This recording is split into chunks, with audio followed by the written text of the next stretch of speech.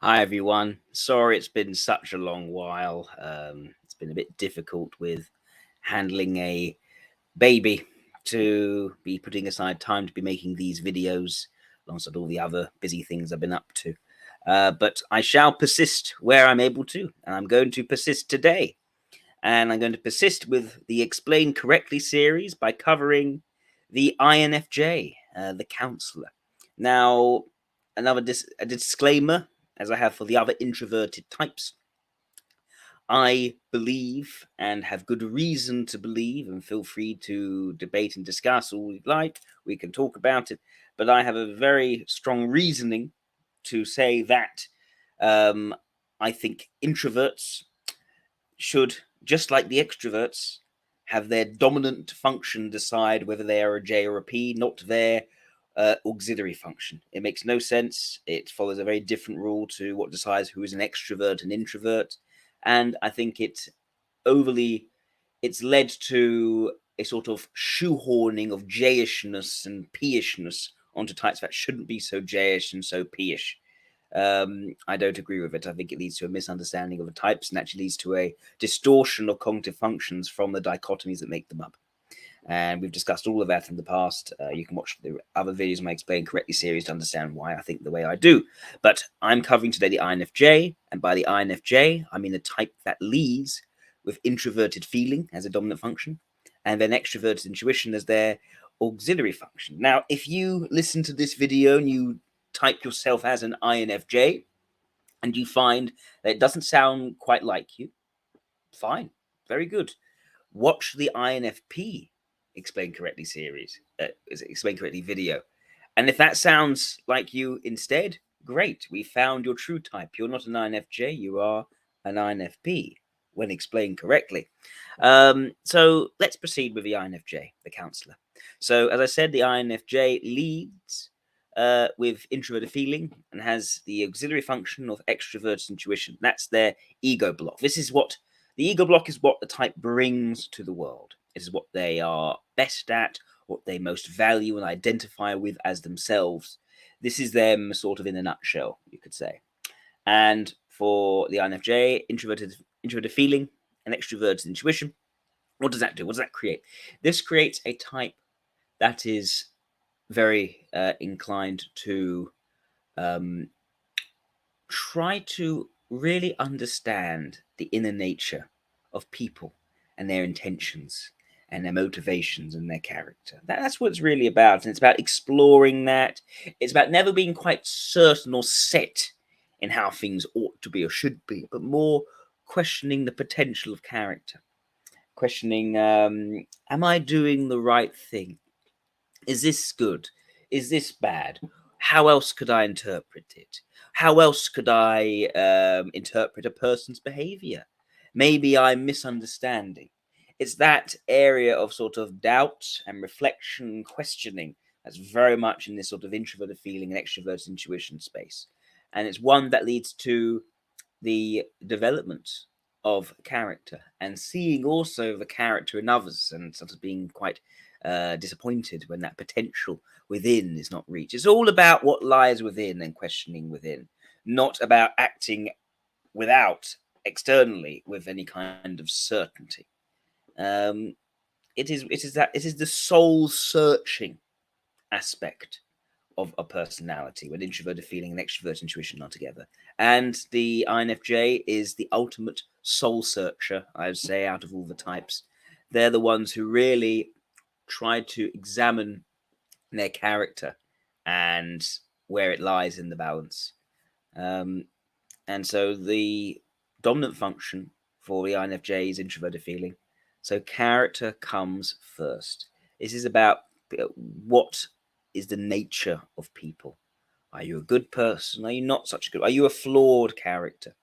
Introverted feeling is reading and assessing that characteristic of you, your traits, your temperament, your, at the end of the day, your integrity as a human being.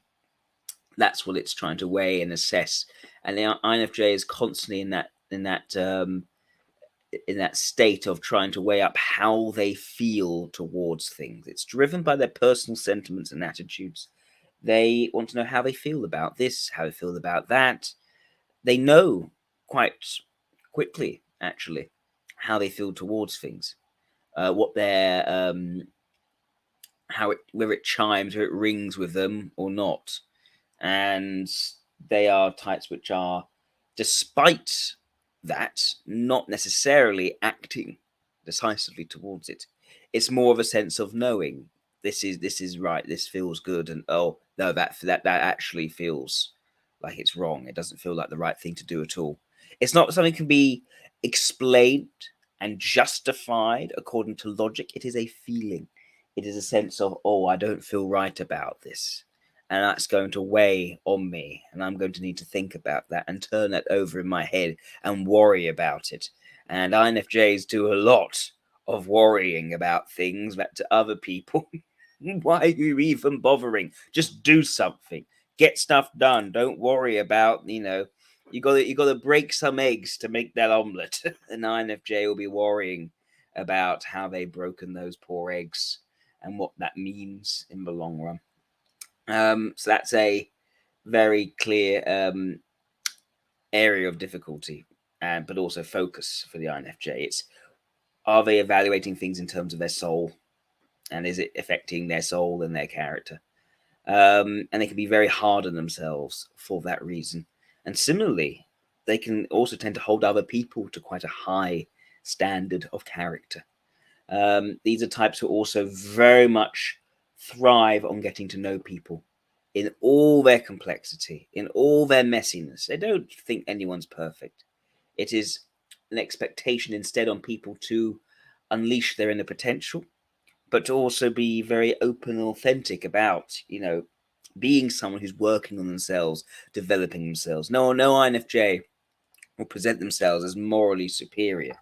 Rather, it's very much about them thinking, okay, I hold myself to a high standard. I am failing. I am a sinner, and I need to get better, and I need to improve myself. And I will expect other people to be of a similar mindset of seeing that they are sinners and how they too can work to become better as human beings. That is what it's really about for the INFJ. And supporting this is their extroverted intuition. It's not about acting on personal sentiments. It's about questioning and speculating around their personal sentiments towards people. INFJs are very interested in meeting new people, in getting to know people around them. New possibilities lie within each person that they meet, and they often delight in really getting to know in depth a person's character, all the nuances of who they are, what they are about, what makes them tick. INFJs are really driven to understand people as themselves on their own terms, not setting up categories or frameworks for understanding people, but really getting to know each individual as they are. And then being presented in something which they don't feel quite good about, they don't feel is quite right, they then question this.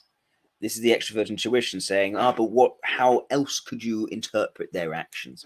Is it right to jump to the negative conclusion about them? Extrovert intuition will cause them to say, no, it's not necessarily so right. I might be wrong.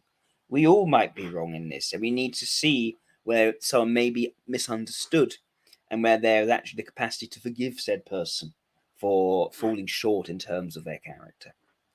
And so an INFJ is a very I wouldn't say laissez-faire in how they forgive. It's not a laissez-faire. It's not a sort of, oh, not really caring. It's very important to them.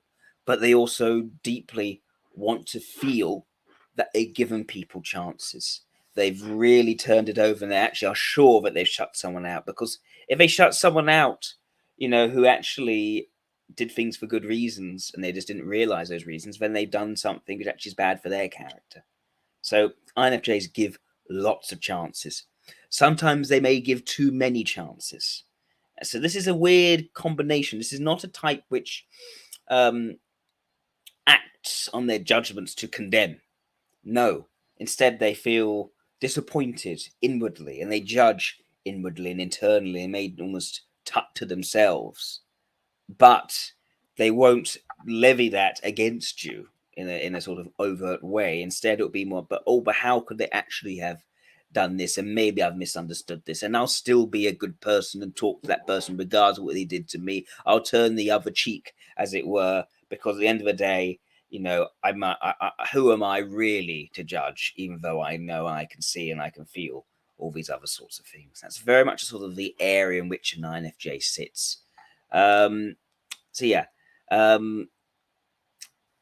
would also say that INFJs tend to have very sort of eclectic interests. They like to try new things and investigate and explore new areas of interest. They don't quite commit to any one of them necessarily. They do tend to be quite broad-minded and interested in things. And yeah, in the same way that they're interested in forgiving people, giving people chances, they also give new ideas and perspectives chances in general. Yeah. Next, we have the Superego block. This is what is weak, but also not valued, but still it's quite public. It's the area where they sort of are expected to do things, and they don't like having this expectation put upon them. Although I'd say for an INFJ, if you put expectations on an INFJ, they usually try their best to do it because they feel they really ought to do the best that they can, nevertheless. So there's a lot of that going on. So you may find that INFJs, more than other types, tend to almost, overperform because they never quite take the position of, oh, I'm better than this. No, they'll always try and take something on as, oh, there's this thing I now have to do, and this is my duty to do it, even though it's very difficult and I don't like it and all the rest, but I'll still try to do it very, very much because that's the right thing. That's the right good thing that feels right to me. So yeah, now we get to introverted logic and extroverted sensation. These two together, sort of formal hierarchies of power, of structure, of acting with a sort of logical certainty. That sort of stuff is anathema to an INFJ. And we'll start off with the role function, introverted thinking. INFJs vastly prefer the deeply personal approach to people. Each person is unique and separate. You should not make one person as the same as another. Each person is a unique, separate, monadic soul and needs to be understood in their own terms. So introverted thinking draws sort of fair, consistent rules across. So INFJs don't particularly like this idea of sticking to certain set rules of how things ought to be structured. Nonetheless, they will do quite a bit of this and stick to certain principles and do what is, okay, that is fair, that is just, all the rest. Now, they'll do this for two reasons. One, because they recognize that you have to be able to justify how things fit together and make sense in a society. You can't just openly and almost devil may care say, I like this person and not that person, so I will only do that, and I don't care particularly. If it's not fair, who cares? No, you tell an INFJ what they're doing is unfair, they will try very much to be fair and try to very much stick to these rules and structures because they see that as actually a need to make sense of things, for things to be competent. That's the thing. INFJs don't particularly care about structure for the sake of structure. But if it is seen to them as a lack of competence and capability to lack consistency, then they will be consistent. And they find that they can more easily process rules and structures than the more dynamic working out how everything works on the fly. They're not very good at that.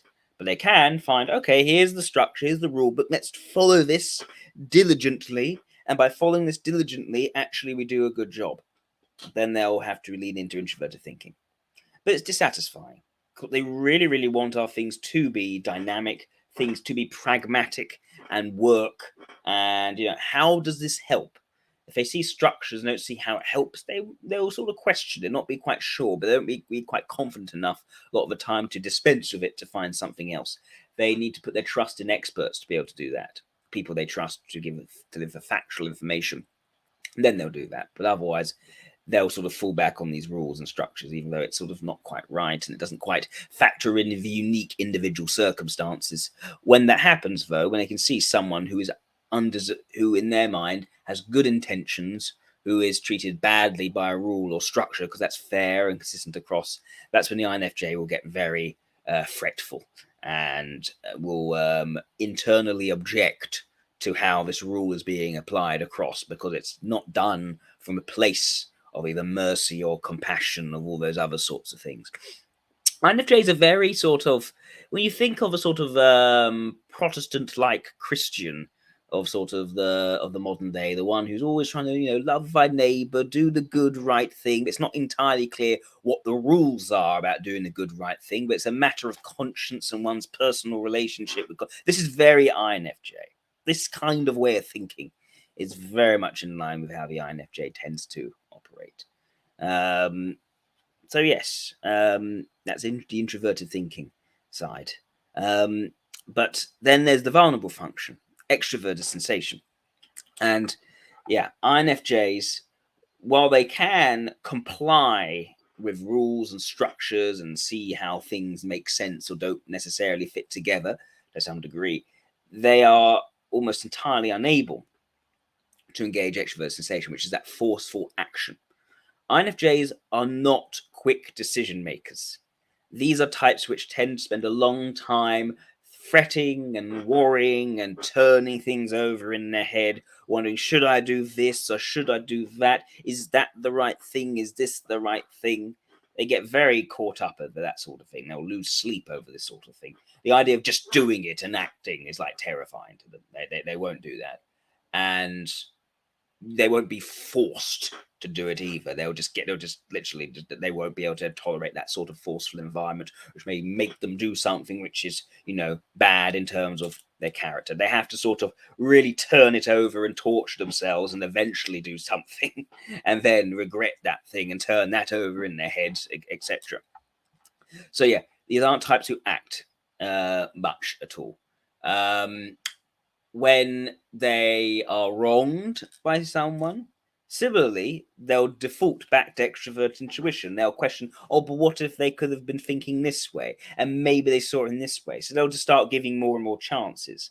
They won't say, that person is a scumbag, I've got to keep that person at a distance, which is what an ESI or an ISFJ would do. ISFJ would do that sort of thing very quickly.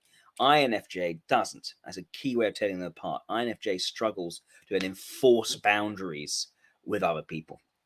I've seen INFJs who have learnt they have to try to enforce boundaries, and then they'll then just go completely overboard of it. And they'll be like, oh, you sinned in this particular way, therefore you're absolutely like this, and therefore I have to, absolutely, I have to force a complete boundary against you now because that's what I've learned I have to do.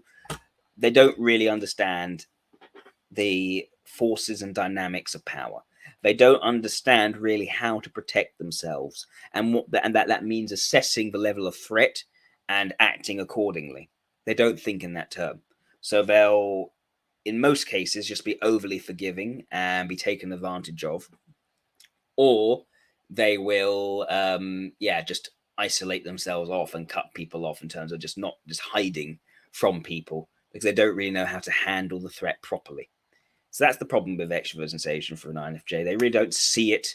They don't really understand how it works. It's quite rare INFJs end up in positions of power. They can do, usually almost quite naively. They may end up in positions of power. They may work very hard and be actually trusted by people for their character and may end up being given positions of responsibility. But they hate the idea of then turning it into some sort of formal imposition on other people. They hate to be a burden and an impact on other people. They end up needing a lot of people quite a bit, despite that. They feel very guilty about that, and they'd rather actually be able to do things more themselves. They don't like the idea that by them existing, they're forcing other people to do things. It really, they shrivel at the idea. So yeah, that's the extrovert sensation for the INFJ. When extrovert sensation and introvert thinking put together, yeah, really, really difficult. This idea of acting certainly and categorically which could mean mistreating someone or going against some sort of group or category. Yeah, INFJ cannot get on board with that at all. Everything needs to be deeply personalized, and then it's a forgiving, questioning, open space of the personal. So yeah, I can't really get on board with that. Next, we get to the super id, which is what is weak but valued. And for the INFJ, this is extroverted thinking and introverted sensation. So this together is about practicality. How you're working with things, how you're developing, how you're improving things in the real world. INFJs are deeply internal characters. For them, everything exists in the internal. It's about their character at the end of the day. And the world outside impresses upon them and exhorts them to change and develop and be the best person they can be in the world. So to make that sustainable, you actually have to develop some skills and capabilities and practicalities, which INFJ doesn't do very naturally or very well, but that's what they need. And they realize they need some of the external to help them with this very rich, complicated internal insight world of this. So first we have extroverted thinking. That's a suggestive function. It's very weak. INFJs frequently doubt themselves, their competence, their capability. These are types which actually work often very, very hard because they doubt their competence, but they want to do the right thing by others. They just really, really work hard and they blame themselves if things go wrong. They quickly doubt their capabilities. INFJs often, more than any other type, end up in positions of imposter syndrome, where they've reached this sort of high position because they've worked really, really hard and actually can be pretty bright and intuitive. And suddenly, like, oh, I don't really deserve this. I'm not really that good. I'm awful at all these sorts of things. What do people see in me? But they think they can give me all of this. So INFJs, they can doubt their capabilities. In other ways, they don't. In other ways, they can grasp for their intuition, their talent, their potential.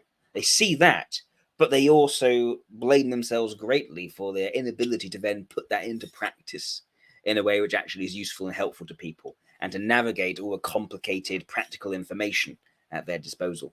So what INFJs usually do, right, is they latch on to people whom they trust, they know to provide useful factual information.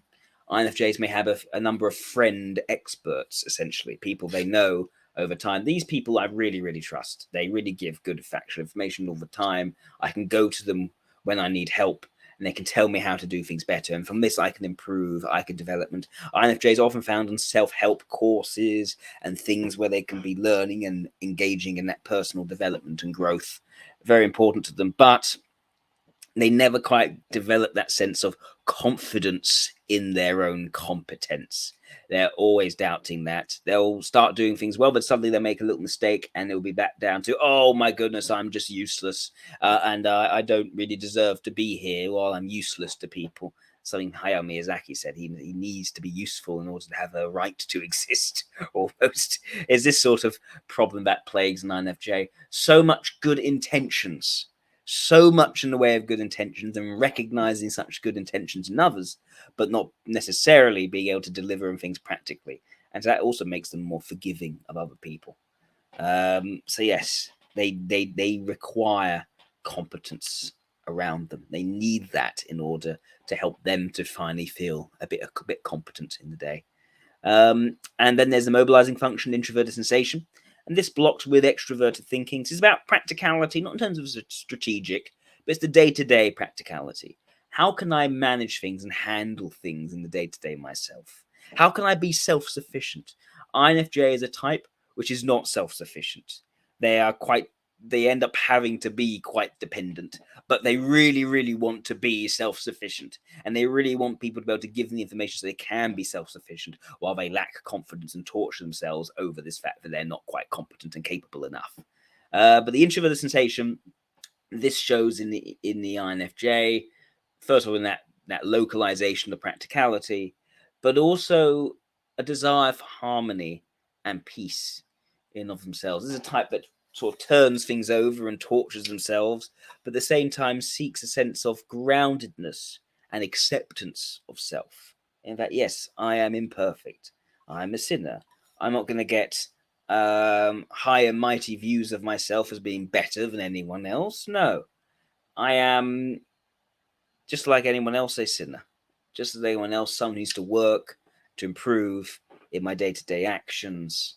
And INFJs are types that really want to be able to harmonize their relationships with others. They hate stress and pressure and things like that. They need peace in their surroundings, and they tend to, over time, take great pride in their ability to actually arrange their physical environment in a pleasant enough, not even pleasant, just everything in their particular spot, things being peaceful, things not being stressful.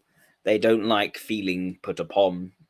They tend to be very unassertive in communication with others, because they just need things to be nice and friendly, and even friendly, just harmonious, peaceful, quiet. Many INFJs would like to go out on their own on a nice walk, just to experience things, just to take things in. And yeah, they got a better eye for detail than, say, the ENFPs, who we'll cover next. They don't have the same sort of chaotic, frenetic, all over the placeness. They can be very impractical and struggle to implement and make things work effectively. But they tend to manage sort of the smaller, finer details all right.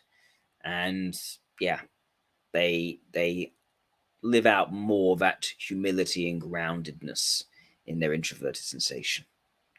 So yeah, that's the mobilizing function of introverted sensation. I've known INFJs to really take pride in being able to cook a nice meal or do this particular thing and get it done right in this particular way. It's a means by which they can show their competence. There's a competence shown through a sort of detailed finesse, which they can grow in more than that sort of more dynamic decision making, how things work, fact-based approaches, which would be their suggestive function. And finally, we get to the id block. The id block is what is not valued, but is still strong. It's very much in the background, kind of done by the INFJ for themselves. So when it comes to the id block, we have the ignoring function. This is what the INFJ completely turns their back on. They can do it, they just have no interest in it. That is extroverted feeling for an INFJ. Despite what I said about INFJs being very sort of gentle people, very almost sort of naive to some degree in how they can let people tread on them, despite the fact they can read people's characters and intentions, they still turn the other cheek and allow themselves to be taken advantage of. Extroverted feeling is actually something they deliberately put away and don't engage in. And that's the idea of being sort of more sort of overtly expressive, showing emotions on your face, participating in sort of in social conventions where people see you to be doing these things, doing what is popular. INFJs have no desire to have anything to do with that. They kind of stick out quite a bit. They can be quite stubborn in how they stick out from the norm in terms of their personal attitudes and sentiments. They'll do what they personally feel is right, not what is other people may want them to or expect them to be doing, except that they'll try to do that in terms of the practicalities and be a competent person. So they'll try to do that. They'll be very dutiful in that way, but they won't, for instance, put a smile on their faces because you're meant to in this situation. And they may, when talked to people, be very sort of sincere, but in their sincerity, be also quite blunt in saying things about people, and saying, "Oh no, you are doing this because of this reason, and this is why you're doing this." Because they can very confidently understand people's characters and intentions. They then won't try to sort of mince their words and find ways of saying things in a more sort of politically sensitive manner. They're not very politically sensitive. They're not interested in it. They are far more about saying what they feel is true in terms of their understanding of someone's character. So yeah, I know INFJs to be quite blunt. I know them to be almost quite sort of emotionally blank, at least until they get to know you. Then they'll start, then the emotions will come. But it comes very sincerely. It's not something they put on. They are very much anti putting anything on. They're very much about substance, not about style. They don't really understand style. They can be quite gawky, and they can be sort of not follow fashions or do anything of that sort. They just have no interest in it. So that's their extroverted feeling. It's very much not really done.